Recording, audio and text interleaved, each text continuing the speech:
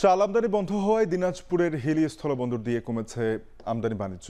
আগে প্রতিদিন 150 থেকে 200 ট্রাক পণ্য আমদানি হলেও বর্তমানে আমদানির পরিমাণ কমে দাঁড়িয়েছে 50 থেকে 60 ট্রাকে। এ বিষয়ে আরো জানতে চাই, হিলি স্থলবন্দর থেকে আমাদের সঙ্গে যুক্ত হচ্ছেন সোহেল রানা। সোহেল, বন্দর থেকে আমদানি কমায় কি প্রভাব পড়ছে বন্দরে রাজস্ব আদায়ে জানাবেন?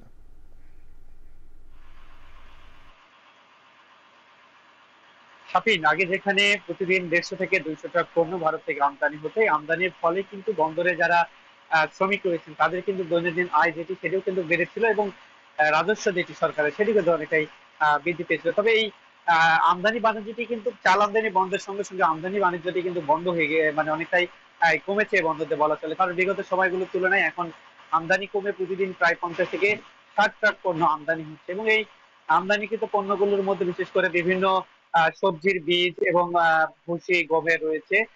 এছাড়াও দুই একটি ডাল রয়েছে, আদা রসুন জিরা রয়েছে, সেগুলো কিন্তু আমদানি হচ্ছে, যা খুবই কম পরিমাণ, যার কারণে কিন্তু দৈনন্দিন আয় যে শ্রমিকদের সেটি কিন্তু অনেকটাই কমেছে এবং রাজস্ব যেটি সরকার সেটিও কমেছে। তবে এখানকার স্থানীয় ব্যবসায়ী যারা রয়েছেন তারা কিন্তু যেটি বলছেন যে যেহেতু সামনে কুরবানি ঈদ রয়েছে, এই কুরবানি ঈদে যেহেতু মশলা পণ্যগুলোর আমদানি চাহিদা থাকে, সেই চাহিদার কথা মাথায় রেখে হয়তো আদা রসুন জিরা থেকে শুরু করে মশলা পণ্যগুলো আমদানি বাড়বে। সেক্ষেত্রে আমদানি বাণিজ্যের গতি হয়তো বাড়তে পারে, যেহেতু এখন পেঁয়াজের দামটি দেশের বাজারে অনেকটাই বৃদ্ধি পেয়েছে। পেঁয়াজের ইম্পোর্ট পারমিটটি সরকার খুলে দিলে সেই আমদানির সুযোগ থাকবে, তখন কিন্তু পেঁয়াজও বিপুল পরিমাণ আমদানি হবে।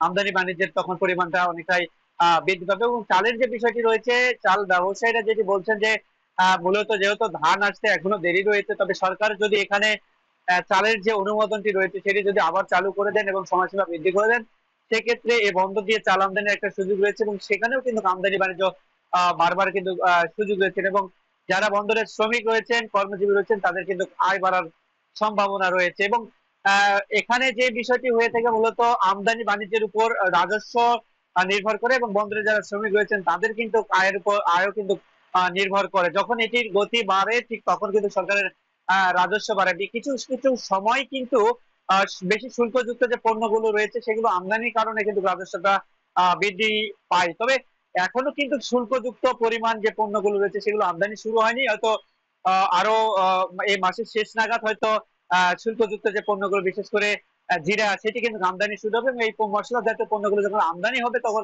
রাজস্ব বাড়বে। কিন্তু শ্রমিকদের যে দৈনন্দিন আয় সেটি তেমন একটা নাও বাড়তে পারবে। সব মিলে সাফিন, এই ছিল আমার কাছে হিলি স্থলবন্দর থেকে সর্বশেষ পরিস্থিতি। সহকর্মী সোহেল রানা যুক্ত হয়েছিলেন হিলি স্থলবন্দর থেকে।